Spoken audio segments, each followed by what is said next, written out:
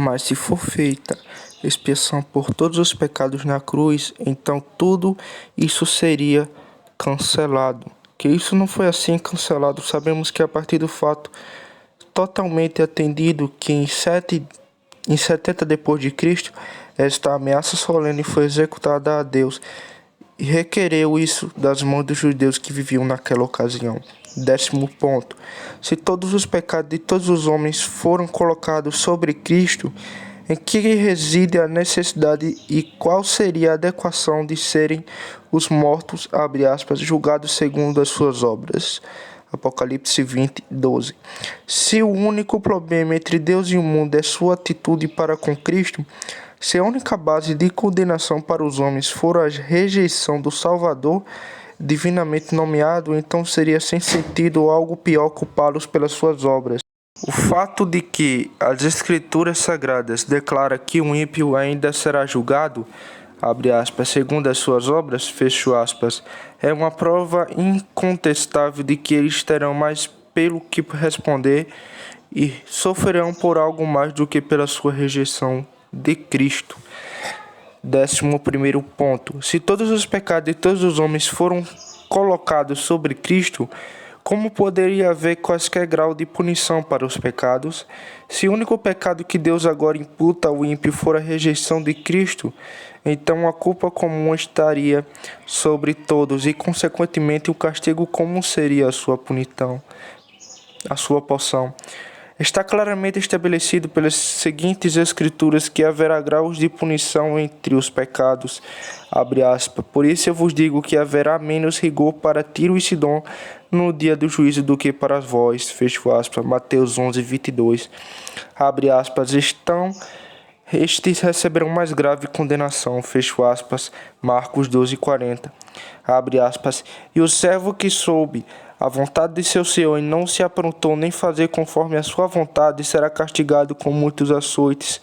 Mas o que a não soube e fez coisas dignas de açoites, com poucos açoites será castigado. Fecho aspas. Lucas 12, 47 a 48. Abre aspas. Quebrantado alguém, a lei de Moisés morre sem misericórdia. Só pela palavra de 2 ou 3 testemunhas, de 4 maior castigo cuidar vós, será julgado merecedor aquele que pisa o Filho de Deus, e tiver por profano o sangue da aliança com que foi santificado, e fizer agravo ao Espírito da graça.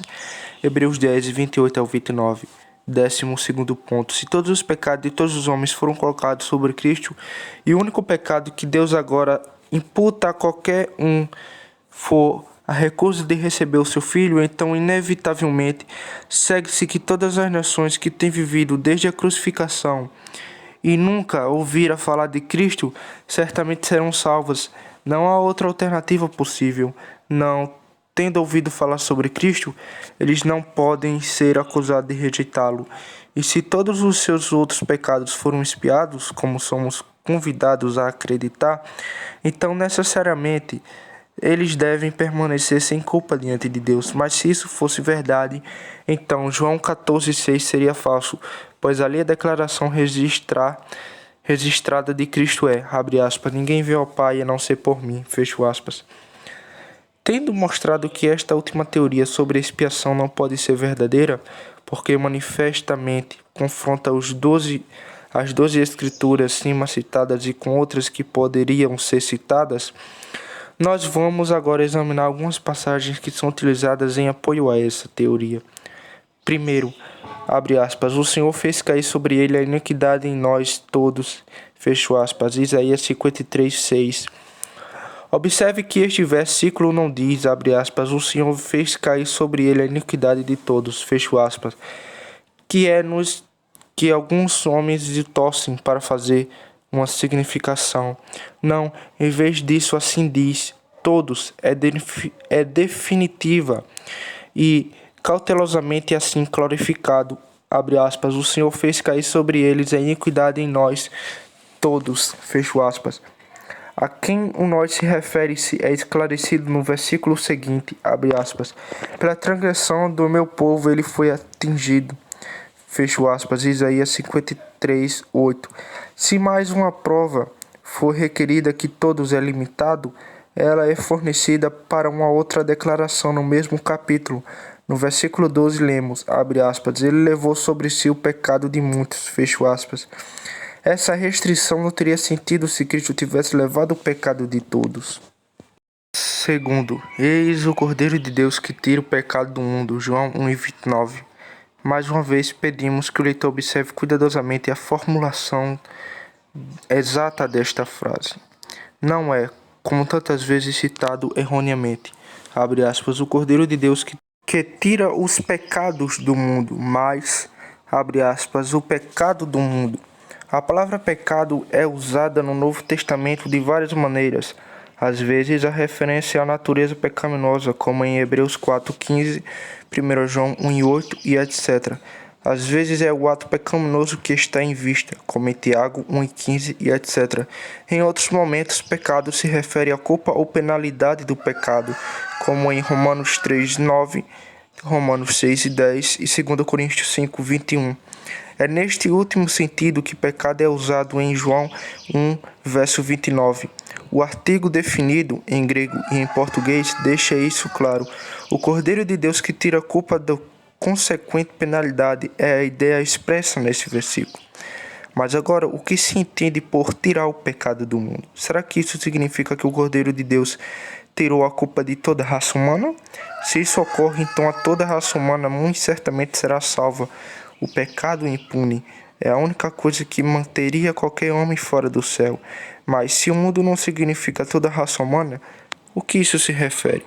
Nós respondemos, isto é um modo geral, uma expressão indefinida usada primeiro em contraste com Israel. Não é o Cordeiro de Deus que tira o pecado de Israel, mas o pecado do mundo de qualquer tipo de homem. O mundo aqui envolve pecadores crentes dentre os gentios, assim como os crentes judeus.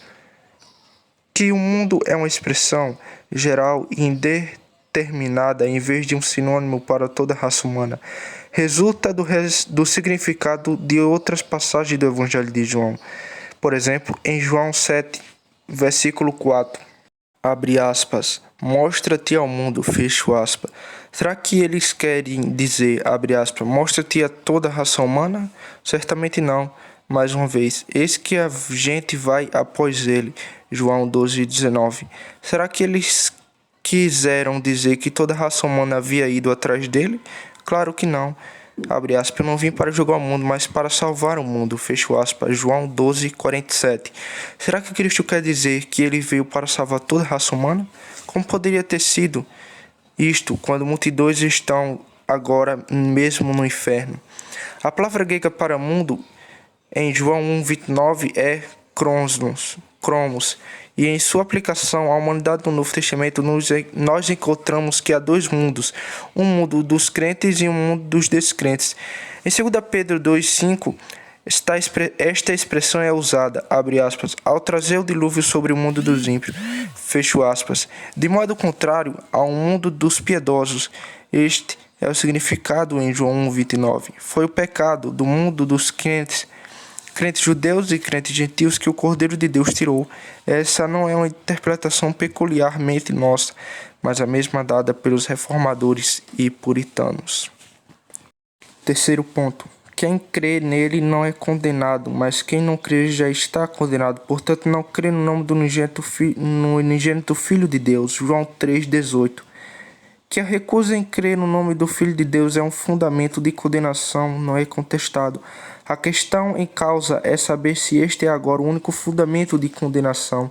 Em João 3:18 não diz nem qualquer outra passagem. Se o fizesse, as Escrituras poderiam contradizer-se. Como mostrando acima, há muitas passagens que proporcionam uma prova positiva de que Deus considera os homens culpados de outros pecados. A verdade é que os homens estão sob condenação muito antes de que alguma vez tenham ouvido sobre Cristo. Ele está sob condenação desde a hora de seu nascimento. Ele não é apenas, abre aspas, formado em iniquidade e em pecado concedido, fecho aspas, Salmo 51:5, mas ele é também alienado desde a madre, Salmo 58:3.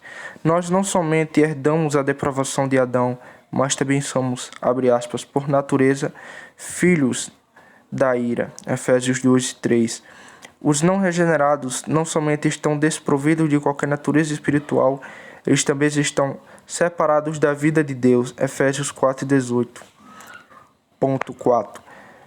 Deus estava em Cristo reconciliando consigo o mundo, não lhe imputando os seus pecados, e pôs em nós a palavra da reconciliação. 2 Coríntios 5:19. Este versículo não precisa que nos detenhamos por muito tempo. Como João 1:29, um entendimento correto deles vem da expressão dos verdadeiros sentido e alcance do mundo. O mundo que Deus reconciliou por Cristo, e os incrédulos não são reconciliados. É claro, a partir de Efésios 4 e verso 18, que fala dele como sendo separados da vida de Deus. Mais uma vez, em Romanos 5, verso 10, nos é dito, abre aspas, muito mais tendo sido já reconciliados, seremos salvos pela sua vida. Fecho aspas. Isso é bastante claro. Os reconciliados serão salvos. Outra prova de que o mundo aqui, o fato de que está sendo dito que ser reconciliado não engloba toda a raça humana, é encontrado no fato de que somos expressamente informados que Deus não imputa os seus pecados, mas que ele imputa a ofensa aos filhos da desobediência. É claro, a partir de Efésios 5, verso 6 e etc. Salmo 32:2 nos diz que é bem-aventurado o homem quem o Senhor não imputa a maldade, mas o incrédulo não é bem-aventurado, mas amaldiçoado. Quinto ponto, abre aspas, ele é a propiciação pelos nossos pecados, e não somente pelos nossos, mas também pelo de todo o mundo. Fecho aspas. 1 João 2:2. Essa é a passagem que aparentemente muito favorece a visão que agora estamos refutando. E ainda se for considerada abertamente, será vista que ela não faz somente na aparência, e não na realidade. Abaixo ofereceremos uma série de provas conclusivas para mostrar que esse versículo não ensina que Cristo propiciou a Deus em nome de todos os pecados de todos os homens. Em primeiro lugar, o fato de que este versículo indica com necessariamente vinculam com o que precede. Nós, portanto, ofereceremos uma tradução literal, palavra por palavra, de 1 João, capítulo 2, verso 1, a partir das entrelinhas de Bangster. Abre aspas. Meus filhinhos, estas coisas vos escrevo, para que não pequeis, e se alguém pecar, temos um paralelo para com o Pai Jesus Cristo, o justo. Fecho aspas. Assim, visto que o apóstolo João está aqui escrevendo para e sobre os santos de Deus, seu propósito imediato era duplo. Primeiro, comunicar uma mensagem que guardaria os filhos de Deus de pecar. Em segundo lugar, fornecer conforto e segurança para aqueles que pecassem e, em consequência, estivessem abatidos e com temor de que a questão seria fatal. Ele, portanto, desvela para eles a disposição de que Deus tem feito exatamente para tal emergência desse tipo. Isso nós encontramos no final do versículo 1 e por todo o versículo 2.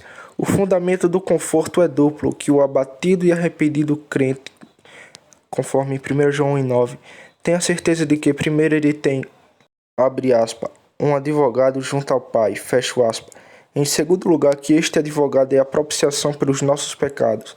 Agora somente os crentes podem ter consolo disto, porque somente ele tem um advogado, porque somente para eles Cristo é a propiciação, como é provado pela união de propiciação com advogado. Em segundo lugar, se outras passagens no Novo Testamento que falam da propiciação forem comparadas com 1 João capítulo 2, versículo 2, será descoberto que ela é estritamente limitada no seu âmbito de aplicação. Por exemplo, em Romanos capítulo 3, verso 25, lemos que Deus estabeleceu a Cristo como propiciação pela fé no sangue. Se Cristo é a propiciação pela fé, então ele não é uma propiciação para aqueles que não têm fé. Novamente, em Hebreus capítulo 2, verso 17, lemos, abre aspas, para expiar os pecados do povo, fecho aspas. Em terceiro lugar, era referido quando João diz, abre aspas, ele é a propiciação pelos nossos pecados? Nós respondemos os crentes judeus. Parte da prova sobre a qual baseamos esta afirmação, nós agora submetemos à cuidadosa atenção do leitor. Em Gálatas 2, capítulo 9, somos informados que João, junto com Tiago e Cefas, eram apóstolos para a circuncisão. De acordo com isto, a epístola de Tiago é endereçada aos 12 tribos que estão dispersas. Assim, a primeira epístola de Pedro é endereçada aos eleitos que são peregrinos da dispensação. E João também.